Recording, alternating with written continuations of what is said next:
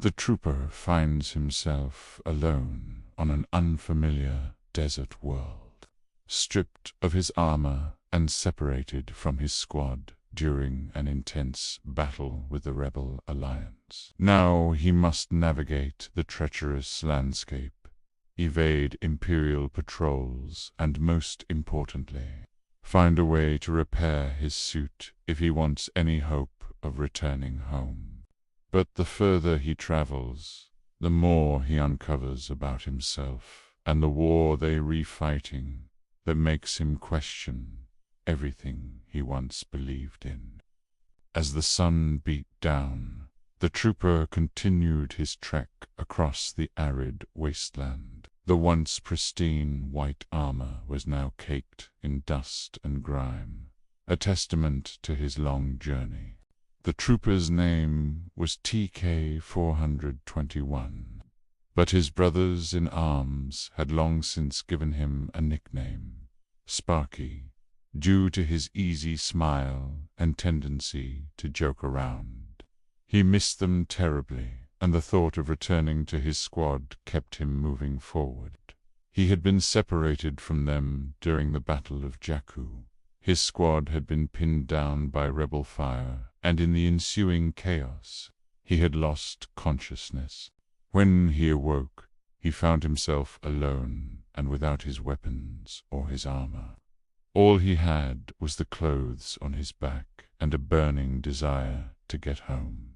As days turned into weeks, the trooper's resolve began to waver. The vast emptiness of the desert mirrored the growing emptiness inside him. The endless sand dunes offered no solace, no respite from the scorching sun. The trooper felt like a tiny speck in an uncaring universe, utterly insignificant and completely alone. One evening, as the sky blazed with the colors of a dying sun, the trooper stumbled upon a wrecked speeder. It was a small, nimble craft, designed for traversing the rough terrain of desert planets. With a mixture of hope and trepidation, he decided to make it his own. Fixing it up wasn't easy, but after several days of working on it, the speeder was finally operational. The trooper named it the Dune Strider, and it quickly became more than just a means of transportation. It was a symbol of his resilience, a physical manifestation of his refusal to give up. As he soared above the sand dunes, feeling the wind whip through his hair, the trooper felt a sense of freedom he had never known before. For the first time since being stranded, he allowed himself to hope that maybe, just maybe, he would make it home. But his joy was short-lived.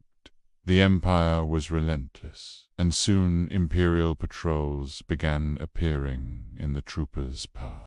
Here to hide the Dune Strider in a cave, then lay low for several days until the coast was clear. During these times, the trooper would often find himself questioning why he was doing this. Why was he risking his life to return to a war that seemed to have no purpose? He thought of the battles he'd fought in, the countless lives he'd taken, and the friends he'd lost. Was it all worth it? Was the Empire's vision of order and control worth the destruction and suffering it had caused? The trooper didn't know the answers. All he knew was that he couldn't keep running. He had to find a way to contact his people and let them know he was alive. With that resolve, the trooper set out to repair his armor. He scavenged for parts, using his ingenuity and whatever resources he could find to piece together a new suit. It wasn't the same as his original, but it would do.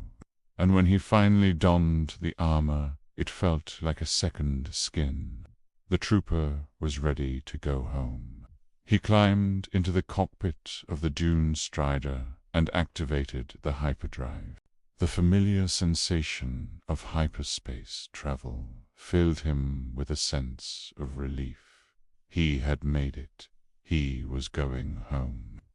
But as the trooper exited hyperspace, he saw something that made him gasp. The planet below was not the one he had been expecting. It was a different world altogether, a world he had never seen before. The trooper's heart sank. He was lost. He had no idea where he was or how to get home. But as he looked down at the planet, he saw a glimmer of hope. There, in the distance, he saw a large imperial base, a beacon of order and familiarity in an otherwise alien landscape. With renewed determination, the trooper set course for the base. Maybe there he could get a new ship and chart a course for home. Or maybe, just maybe, he would find his squad and they would go home together. Either way, the trooper was no longer afraid. He had come too far to give up now. He was a soldier of the Empire, and soldiers never give up. They push on, no matter the odds, no matter the cost. Because a soldier's duty is not to conquer, but to endure.